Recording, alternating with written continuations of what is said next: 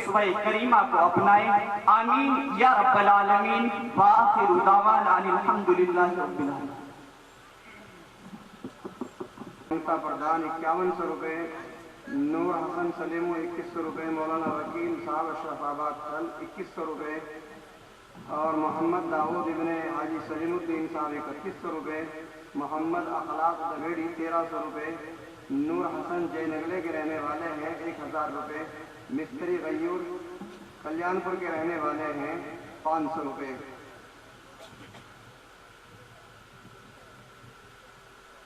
الذي ببكة مباركا وهدى للعالمين فيه آيات بينات مقام إبراهيم ومن دخله كان آمنا ولله على الناس حج البيت من استطاع إليه سبيلا ومن كفر فإن الله غني عن العالمين. قل يا أهل الكتاب لا تغلوا في دينكم. قل يا أهل الكتاب لم تكفرون بآيات الله. قل يا أهل الكتاب لم تكفرون بآيات الله والله شهيد على ما تعلمون.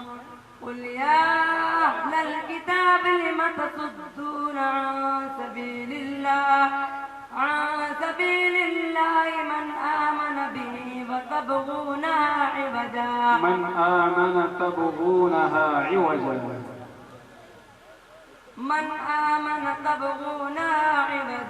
بس ويعبدون من دون الله ما لا يملك لهم رزقا من السماوات والأرض شيئا. ويعبدون من دون الله ما لا يملك لهم رزقا من السماوات والأرض شيئا ولا يستطيعون. ولا تضربوا لله الأمثال إن الله يعلم وأنتم لا تعلمون. ضرب الله مثلا عبدا مملوكا لا يقدر على شيء ومن رزقناه منا رزقا حسنا فهو ينفق منه سرا وجهرا هل يستوون الحمد لله بل أكثرهم لا يعلمون. وضرب الله مثلا رجلين أحدهما أبكم لا يقدر على شيء ومن رزقناه منا رزقا على شيء وهو كل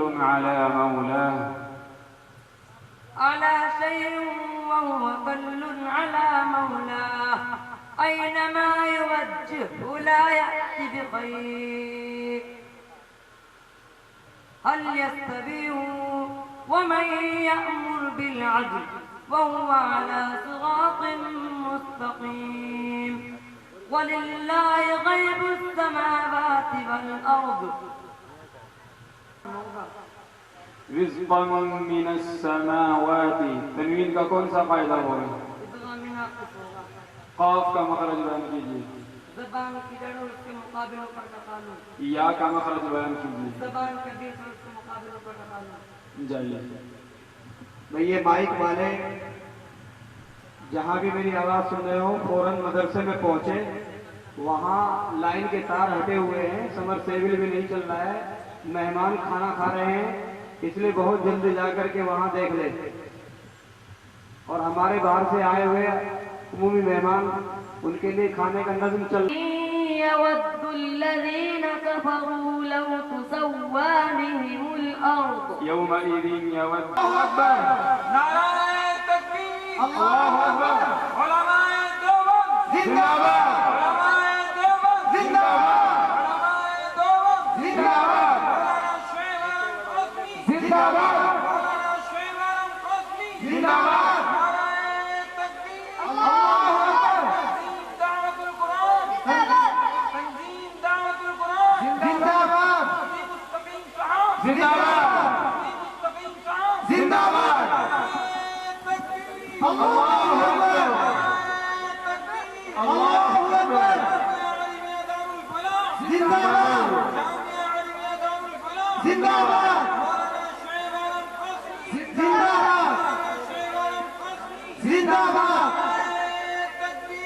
اللہ اکبر۔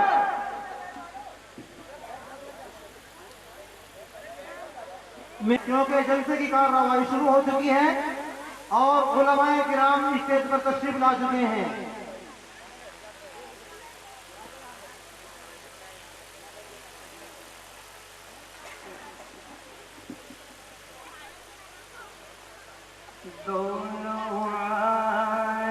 تنظیم دعوت القرآن، تنظیم دعوت القرآن، تنظیم دعوت القرآن،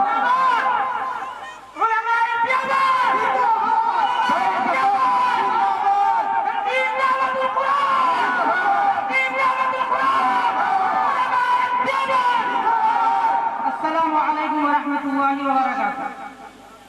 حضرات، انتہائی ایک ضروری بات کہی جا رہی ہے، اس لیے آپ حضرات سے غور کرنے کی درخواست ہے۔ ابھی اس سے پہلی بار نشست میں ایک بات کہی گئی جو قاری محمود صاحب کی جانب سے ہے۔ انہوں نے یہ بات کہی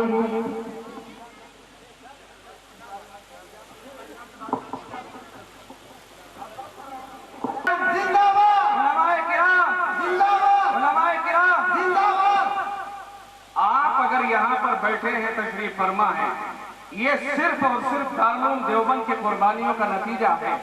اگر دارالعلوم بر وقت اپنی قربانیاں پیش نہ کرتا تو میں اپنے رب کی قسم کھا کے یہ بات کہہ سکتا ہوں کہ آپ ان کرسیوں کے اوپر اس حلیے میں کبھی دکھائی نہ دیتے۔ یہ صرف دارالعلوم کا ثمرہ ہے اور ہمارے اکابر کا فیض ہے، مدنی ہے، مولانا ظفر علی تھانوی ہے، اور جناب کتنے علماء ہیں اور کتنے اکابر ہیں، حضرت گنگوہی ہیں اور بڑے بڑے اکابر ہیں۔ بلکہ آپ دیکھتے ہیں کہ مرکز نظام الدین ہے، اس کی خدمات نمایاں ہیں، پوری دنیا کے اندر اس کا فیض ہے، عوام اور خواص اس کے فیض کا اعتراف کرتے ہیں، لیکن وہ یہ چیز ہمارے سامنے تاریخ سے اندر محفوظ ہے اور عنایت فرمائی ہے۔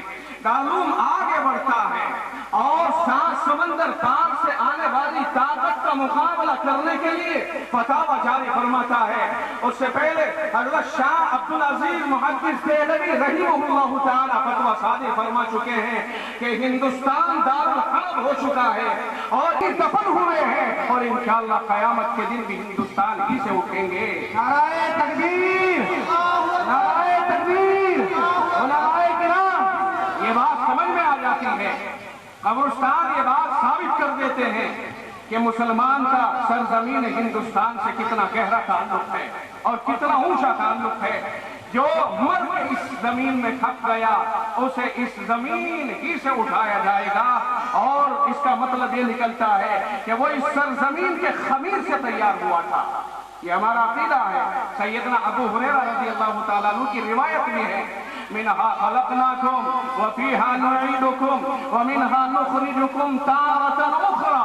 اللہ تعالیٰ خود ارشاد فرماتا ہے کہ ہم نے تم کو اسی زمین سے پیدا کیا، اسی زمین کے اندر ہم نے تم کو لوٹا دیا اور لوٹا دیں گے، اور اسی زمین سے ہم تم کو پھر دوبارہ اٹھائیں گے۔ ہمارا یہ ذہن ہے۔ اور ابو ہریرہ رضی اللہ عنہ کی روایت ہے، آپ نے اس آیت کریمہ کی تفسیر میں یہ روایت نقل فرمائی، جناب رسول اللہ صلی اللہ علیہ وسلم کا فرمان کہ مٹی سے ہم کیسے بنے؟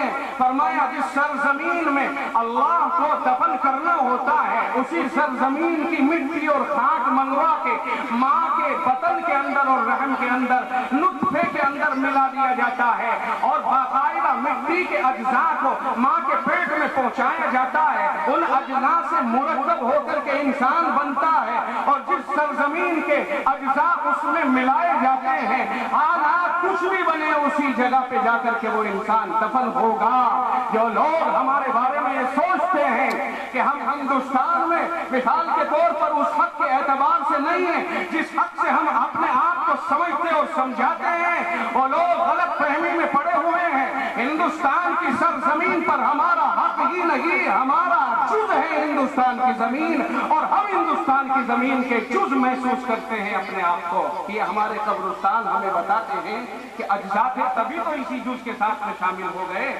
بہرحال یہاں پر جب ایک غیر ملکی طاقت نے اپنے پنجے جمائے، اکابر دارالعلوم نے آگے بڑھ کر کے اسے للکارا، اور 1857 کے زمانے میں فیصلہ کن معاملہ اختیار کر لیا، اور دو محاذ آپ قائم کیے گئے. بدقسمتی سے دونوں محاذوں پر جس طرح سے کامیابی کا تصور کیا گیا تھا وہ کامیابی نہیں ہوئی. اس کے بعد کیا ہوا کہ علماء کے ساتھ بدزیادتیاں ہوئی, بدتمیزیاں ہوئی, یہاں تک نوبت پہنچ گئی کہ گڑھے کھودے گئے اور ان میں آگ کا انتظام کیا گیا اور پکڑ کے علماء کو آگ میں جھونک دیا گیا اور خنزیروں کی باقاعدہ کھالوں کے اندر علماء کو بند کر کے گولیوں کا نشانہ بنایا گیا. توپ کے دہانوں کے اوپر علماء کو باندھ کر باقاعدہ چوک اور چوراہے کے اوپر لا کر اور پیچھے سے گولا داغ کر دھجیاں اڑا کر یہ ثابت کرنے کی کوشش کی گئی کہ لوگوں اگر ہمارے مقابلے پر صدائے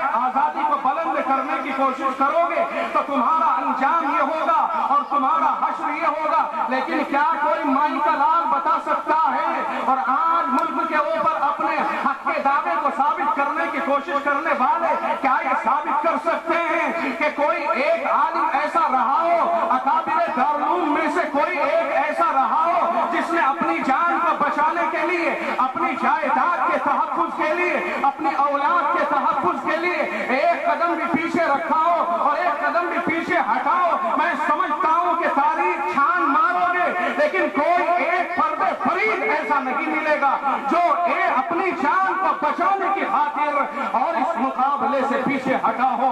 نہیں, ایسا نہیں ہوا.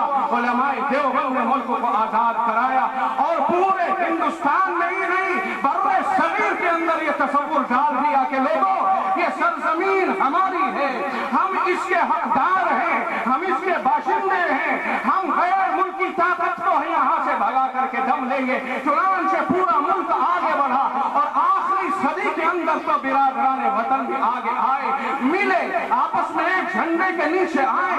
علماء اسی جھنڈے کے نیچے ہیں, قیادت کر رہے ہیں اور غیر علماء اسی جھنڈے کے نیچے ہیں, برادران وطن بھی اسی جھنڈے کے نیچے ہیں. آخر میں نوبت یہاں تک پہنچتی ہے کہ اکابر دارالعلوم کا ثمرہ یہ رہا کہ اس نے سارے ملک کو ہندوستان کی آزادی اور بر صغیر کی آزادی میں شامل ہونے پر اور کھڑا ہونے پر مجبور کر دیا.